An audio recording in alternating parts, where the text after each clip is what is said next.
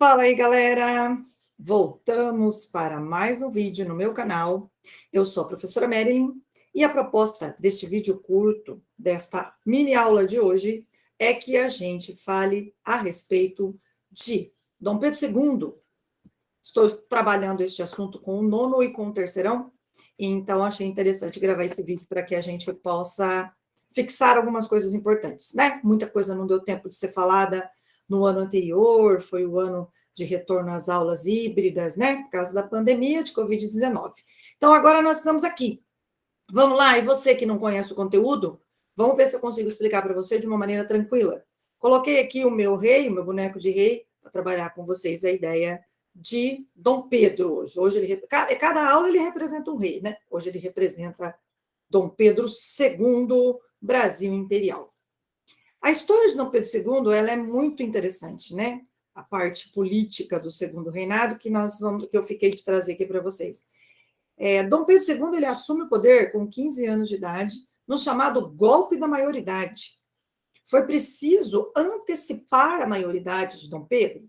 Foi preciso não, foi a saída encontrada para que pudessem pôr fim ao período regencial, onde o Brasil, em 10 anos, explodiu em guerra, galera.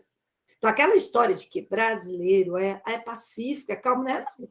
Pega lá 1831, com a abdicação do pai de Dom Pedro II, Dom Pedro I, até o golpe da maioridade em 1841, 1842, quando Dom Pedro II assume o poder com 15 anos. Por que ele vai assumir esse poder? Porque o Brasil quase se esfacelou em várias partes. Então, era uma loucura. Quem é que estava brigando? Os regentes estavam governando. Então, os deputados, né, os parlamentares brasileiros, eles eram divididos em dois grupos, os liberais e os conservadores. Os conservadores estavam no poder, um poder sempre voltado para o Rio de Janeiro, e os liberais queriam autonomia para as províncias brasileiras. Então, a treta começou. Aquela história, né? A história, a grande fofoca. Isso, só tem fofoca esse período, gente. Vocês não podem perder o vídeo que eu vou falar sobre isso. Agora, Dom Pedro II assume o poder. Então, ele tem que apaziguar os ânimos desse povo aí. Os liberais e os conservadores estão em pé de guerra, literalmente. Dom Pedro II assume. Então, quando ele assume, ele entra e exerce o quarto poder, criado pelo pai dele na Constituição de 1824, a primeira Constituição brasileira. O quarto poder era o poder moderador, exercido apenas pelo imperador. Então, ele entra e organiza. Ele organiza de que maneira? Esses deputados começavam a discutir no parlamento. Dom Pedro, com 15 anos, começa a propor um parlamentarismo. Só que esse parlamentarismo, se você pegar os livros de história, você encontra lá parlamentarismo às avessas ou parlamentarismo à brasileira. Por quê? Porque existe o poder moderador que governa tudo e manda em todos. Mas como existia essa animosidade entre os partidos, Dom Pedro, então, vai ficar no meio. Existem charges do período, galera, que mostra o Dom Pedro no meio segurando um carrossel.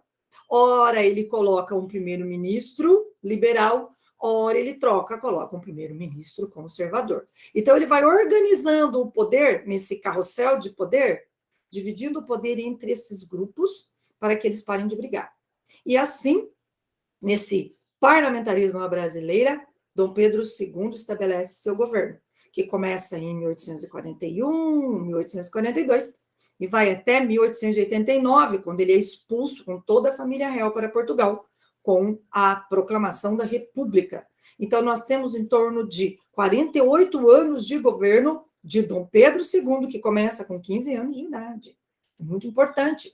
Então, os fazendeiros que o apoiavam, esses deputados que brigavam pelo poder, eram fazendeiros de uma região específica do Brasil, no Vale do Rio Paraíba. Eles eram fazendeiros, escravistas e cafeicultores.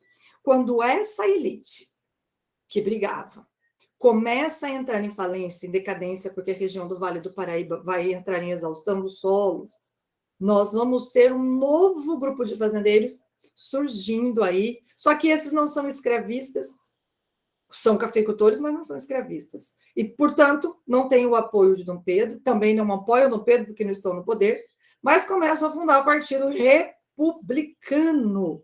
Então, nós começamos aí, metade do século XIX em diante, com uma nova forma de ver a política no Brasil, que vai levar ao fim do governo de Dom Pedro.